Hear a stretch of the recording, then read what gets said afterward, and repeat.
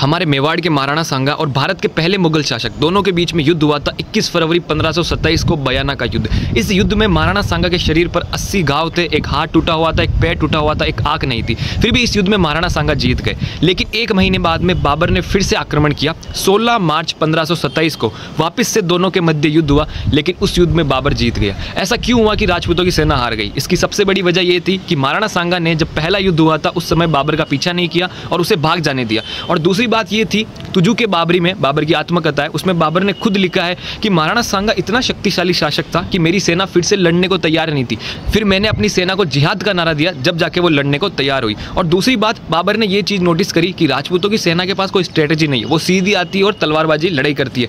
तो बाबर ने यह दिमाग लगाया, तुलगमा पद्धति का इस्तेमाल किया। और दूसरी बात, तोप और बारूद का इस्तेमाल किया। अब राजपूतों की सेना ने तुलगमा पद्धति और तोप और बारूद का इस्तेमाल कभी झेला ही नहीं था, और तोप और बारूद का इस्तेमाल भारत में पहली बार बाबर ने ही किया था। इसी तुलगमा पद्धति और तोप और बारूद के इस्तेमाल की वजह से राजपूतों की सेना हार गई। और ये आखिरी बार था कि राजस्थान के लगभग सारे राजपूत राजा राणा सांगा के साथ में थे इस युद्ध में। वैसे जिस युद्ध में राजपूत सेना हारी थी, उस युद्ध में ना तो महाराणा सांगा युद्ध भूमि छोड़कर भागे थे, ना वो युद्ध में मारे गए थे। हुआ कुछ यूं था कि वो युद्ध में बेहोश हो गए थे। उन्हें सुरक्षित युद्ध भूमि से बाहर निकाला गया, और जब उन्हें बाहर निकाला तो जैसे ही उन्हें होश आया, उन्होंने कहा कि चलो फिर से आक्रमण करेंगे, हमें सेना इकट्ठी करो। तो उनके नीचे जो भी छोटे मोटे राजा थे वो युद्ध लड़ना नहीं चाहते थे, तो उन लोगों ने महाराणा सांगा को जहर दे दिया।